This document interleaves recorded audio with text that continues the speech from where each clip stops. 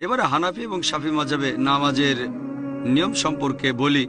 আমি জানি এদের মধ্যে কিছু পার্থক্য আছে। হানাফিরা নামাজের সময় হাত বাঁধে নাভির নিচে, শাফিরা হাত বাঁধে বুকের উপরে, তারা তাকবীর দেয়, আমিন শব্দটা জোরে বলে। এখানেও আগের উত্তরটাই। সহিহ বুখারী, নবীজি বলেছেন খণ্ড নম্বর 1 বুক অফ সালাহ, নামাজ পড়ো যেভাবে আমাকে পড়তে দেখেছো।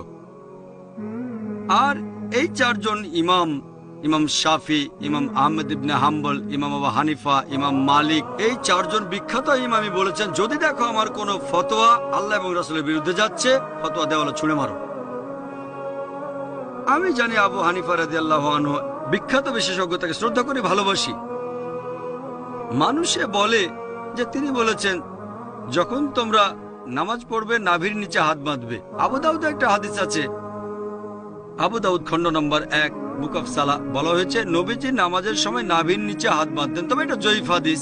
ঠিক এর পরের হাদিসটাই বলছে, যেটা সহিহ হাদিস, যে নবীজি হাত বাঁধতেন নাভির উপরে। আরো সহিহ হাদিস আছে সহিহ ইবনে খুজাইমা, যেটা বলছে নবীজি হাত বাঁধতেন বুকের উপরে।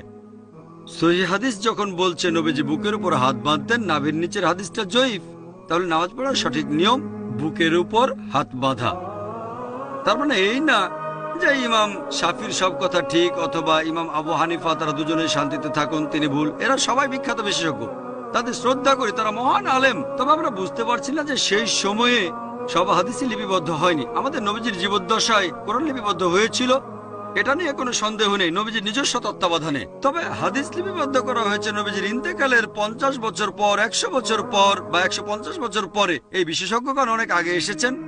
আর যেহেতু তাদের কাছে সবগুলো সহিহ হাদিস ছিল না, তারা তখন যে ফতোয়া দিয়েছেন সেগুলো তাদের তখনকার জ্ঞানের ভিত্তিতে। আমি বলবো না ইমাম আবু হানিফা রাদিয়াল্লাহু আনহু ভুল করেছেন, আমি বলবো এই সহিহ হাদিসটা ওনার কাছে পৌঁছায়নি। হতে পারে যে জয়ীফ হাদিসটা তার কাছে পৌঁছেছিল আর সেজন্য তিনি বলেছেন হাত বাঁধবে নাভির নিচে। সহিহ হাদিস হয়তো ইমাম শাফির কাছে পৌঁছেছিল, তিনি বললেন হাত বাঁধবে বুকের উপরে। আবারও সহিহ বুখারী বলছে খণ্ড নম্বর 1 বুক অফ সালাহ যে তাকবীর দিতে হবে। তাকবীর নবীজি বলেছেন, এমন না যে ইমাম শাফি বলেছেন তাই আমি এটা মেনে চলছি, কারণ আমার নবীজি বলেছেন। সবাই বিখ্যাত বিশেষজ্ঞ, আর তারা বলেছেন দেখো যদি আমার কোনো ফতোয়া আল্লাহ এবং রাসূলের বিরুদ্ধে যাচ্ছে, তোমরা আমার ফতোয়া দেওয়ালে ছুঁড়ে মারো। আমি তাই বলবো, আমি একজন পাক্কা হানাফি। আমি ডক্টর জাকির নায়েক একজন পাক্কা হানাফি। কেন? আবু হানিফা ফতোয়া দিয়েছেন নাভির নিচে হাত বাঁধবে নামাজ পড়ার সময়, কিন্তু সহিহ হাদিস বলছে বুকের উপরে। তাই আমি নামাজের সময় হাত বাঁধি বুকের উপরে। আমি একজন পাক্কা হানাফি।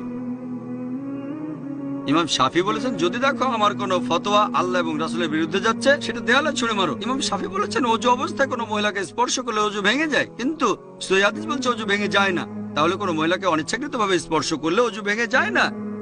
যেহেতু আমি ইমাম শাফির ফতোয়া দেওয়ালে ছুঁড়ে মেরেছি, তিনিই বলেছেন আমি একজন পাক্কা শাফি। আমি পাক্কা হানাফি, পাক্কা শাফি, আমি পাক্কা হামলি, এছাড়া পাক্কা মালিকি।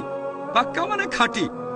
আমি মেনে চলি 100%, অন্যরা মানে হয়তো 80 বা 90% অথবা আবু হানিফার 60%। আমি পুরোপুরি মেনে চলি। এই চারজন ইমামই বলেছেন যদি দেখো আমার কোনো ফতোয়া আল্লাহ এবং রাসূলের বিরুদ্ধে যাচ্ছে, ফতোয়া দেওয়ালে ছুঁড়ে মারো। এই চারজন ইমামই বিখ্যাত বিশেষজ্ঞ, তাদের শ্রদ্ধা করি। তবে আমাদের বুঝতে হবে সব হাদিস তখনও লিপিবদ্ধ হয়নি। এখন সবকিছু আমাদের হাতের নাগালে, সিডি রোমে পাবেন, বইয়ে পাবেন, অ্যাভেলেবল।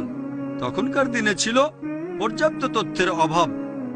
এই চারজন ইমামও জিনিয়াস ছিলেন, তাদের ভালোবাসি, শ্রদ্ধা করি। তবে এখন অনেক কিছু লিপিবদ্ধ হয়েছে আর আমাদের বুঝতে হবে আল্লাহ পবিত্র কোরআনে বলেছেন সূরা আল ইমরান অধ্যায় নম্বর 3 আয়াত 103, ওয়াতাসিমু বিহাবলিল্লাহি জামিআ ওয়া লা তাফাররাকু। তোমরা আল্লাহর রজ্জু শক্ত করে ধরো, পরস্পর বিচ্ছিন্ন হয়েও না। আমরা বিভিন্ন দলে ভাগ হব না। আর নামাজ পড়ার একমাত্র নিয়ম সেটা হানাফি, শাফি বা মালিকিদের নিয়মে না, হবে আমাদের নবীজির নিয়মে। আর ইমাম আবু হানিফা রাদিয়াল্লাহু আনহু, ইমাম শাফি রাদিয়াল্লাহু আনহু বলেছেন তোমরা যদি দেখো আমার কোনো ফতোয়া আল্লাহ এবং রাসূলের বিরুদ্ধে যাচ্ছে, আমার ফতোয়া দেওয়ালে ছুঁড়ে মারো। তাহলে পাক্কা হানাফি হিসেবে সহিহ হাদিসের কথা মেনে চলবেন, পাক্কা শাফি হিসেবেও আপনি সহিহ হাদিসের কথা মেনে চলবেন। তাহলে সত্যিকারের ইসলাম মেনে চলা হবে। আশা করি উত্তরটা